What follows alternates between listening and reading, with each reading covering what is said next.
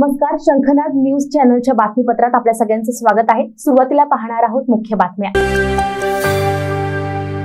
राज्याच्या सिंचन विभागातील भोंगळ कारभाराच्या कथा संपत नाहीत। प्रकल्प वर्षानुवर्ष रखडण्यापासून तर झालेल्या कामातील भ्रष्टाचाराचे किस्से इथं नेहमीचेच झाले असताना वरिष्ठ अधिकारी मेहरबान झाल्यामुळे एका कंत्राटदाराला पाईपलाईनचे काम झालेलेच नसताना सरकारी तिजोरीतून पेमेंट अदा झाल्याचं एक प्रकरण चांगलंच चर्चेत आहे। प्राप्त माहितीनुसार गोसेखुर्द सिंचन प्रकल्पाच्या आसोला मेंढा मुख्य कालव्यावरील वितरिकांच्या कामासाठी एक करार 2018 मध्ये करण्यात आला होता। या करारानुसार संबंधित कंत्राटदारानं सुमारे 6000 हेक्टर क्षेत्रात सिंचन क्षमता निर्माण करण्यासाठी खेडी, भेसगाव, बावराळा, सावली, लघु सिंचन कालवा 1, 9, 10, 11, 12 इथं पाईपलाईन टाकण्याचं काम करायचं होतं। पीडीएन अंतर्गत सुरू झालेल्या या कामांपैकी काही कामं प्रत्यक्षात झालीच नाहीत।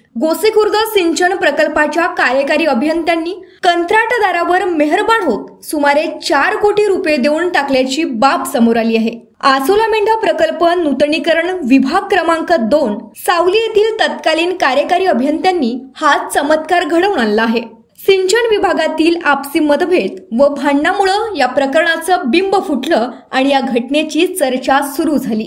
गत हिवाळी अधिवेशनापूर्वी या संदर्भात तक्रार दाखल झाली। मोका पंचनामा झाला। नंतरच्या काळात तर जॉईंट मेजरमेंट करण्याचा आदेश जारी होऊन त्यासाठी एक समिती देखील स्थापन झाली। या समितीचा अहवाल अद्याप अप्राप्त असला तरी सकृतदर्शनी या प्रकरणात तथ्य असल्याचं स्पष्ट झालं असल्याचं या अहवालात नमूद असल्याचं समजते। मात्र असं असलं तरी या अधिकाऱ्यावर अद्याप कारवाई काही झाली नाही।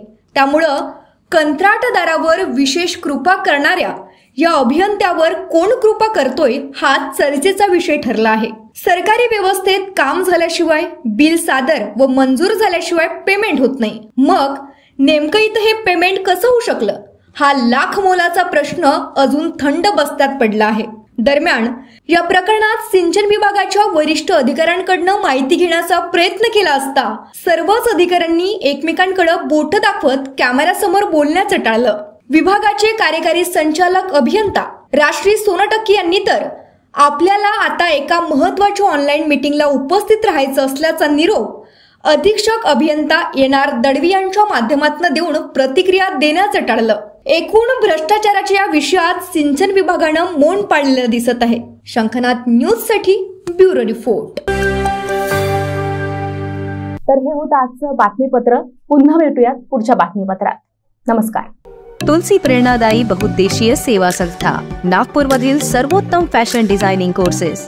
तुम्हाला फॅशन डिझायनिंगची आवड आहे का? तुम्हाला स्वतःची फॅशन डिझायनर म्हणून ओळख निर्माण करायची आहे का? तर मग तुलसी प्रेरणादायी बहुउद्देशीय सेवा संस्थेच्या फॅशन डिझायनिंग कोर्सेस मध्ये प्रवेश निश्चित करा। 6 महिने आणि 1 वर्षाचा सर्टिफिकेट कोर्स। प्रख्यात फॅशन डिझायनर शुभांगी गोस्वामी यांच्याकडून प्रशिक्षण। नवीनतम फॅशन ट्रेंडचे शिक्षण व्यावहारिक प्रशिक्षणावर भर। या अभ्यासक्रमात नऊवारी, ब्लाउजचे प्रकार, one piece, block painting, fabric painting, CAD म्हणजेच digital designing, gent garment, designer ड्रेसचे वेगवेगळे प्रकार, साधा सलवार, पंजाबी ड्रेस आणि ड्रेपिंग। प्रवेश फी 6 महिने अभ्यासक्रमाकरिता 7000 आणि 1 वर्षाच्या अभ्यासक्रमाकरिता 15000। आजच संपर्क साधा आणि आपले नाव नोंदवा। तुलसी प्रेरणादायी बहुउद्देशीय सेवा संस्था, धन्वंतरी नगर, वंजारी भवनाच्या मागे, उमरेड रोड, नागपूर।